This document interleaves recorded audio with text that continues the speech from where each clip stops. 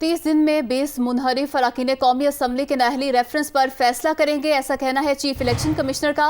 मुनहरिफ रुकन रमेश कुमार ने भी नाअहली रेफरेंस के दायरे इख्तियार पर एतराज़ उठा दिया। मुनहरिफ रुकन नूर आलम खान, फरूख अल्ताफ और दीगर अरकान से 6 मई तक जवाब तलब कर लिया गया है। इसी पर बात करेंगे। नुमाइंदा दुनिया न्यूज़ मोहसिन एजाज हमारे साथ मौजूद हैं। जी मोहसिन। देखिए, पाकिस्तान तहरीक इंसाफ के मुनहरिफ अरकान के खिलाफ रेफरेंस का ये मामला है और इलेक्शन कमीशन ऑफ पाकिस्तान के 3 रुकनी बेंच ने इस मामले की समाअत की है।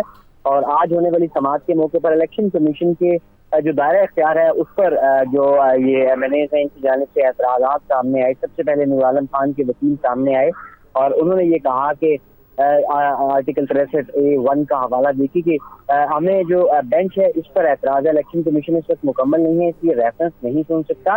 और नूर आलम खान के वकील का कहना था कि अदालत फैसला दे चुकी है कि नाअहली रेफरेंस का फैसला फुल बेंच करेगा और ये एक बेंच का जो मुकम्मल ना होना है ये एक लीगल इशू है, लिहाजा इसके ऊपर जो है वो इलेक्शन कमीशन मामले को देखे। नूर आलम खान ने पार्टी पॉलिसी के खिलाफ वोट नहीं दिया, ना ही जमात से इस्तीफा दिया, ना किसी और जमात में शमूलियत इख्तियार की और कमीशन के सामने 2015 में भी ऐसे केसेस सामने आए थे।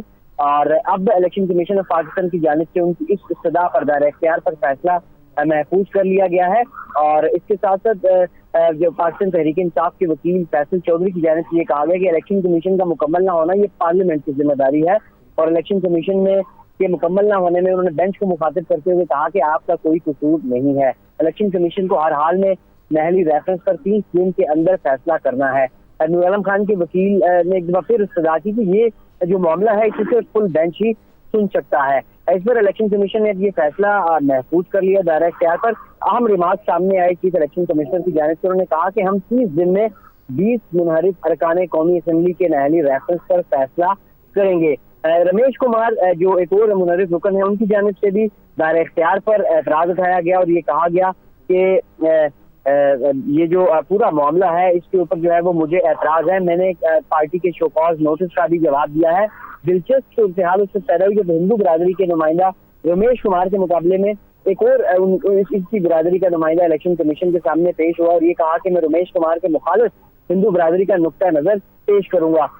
इलेक्शन कमीशन ऑफ पाकिस्तान की जानिब से तमाम मुनहरिफ अरकान से 6 मई तक जवाबात तहरीरी तौर पर तलब कर लिए गए हैं और ये कहा गया है कि आइंदा जो समाअत है उसके मौके पर दलाइल भी दिए जाए और एक मौके पर तहरीक इंसाफ के वकील की जानिब से मुनहरिफ अरकान के केसेस अलग अलग तारीख रखने की इस्तदा की भी।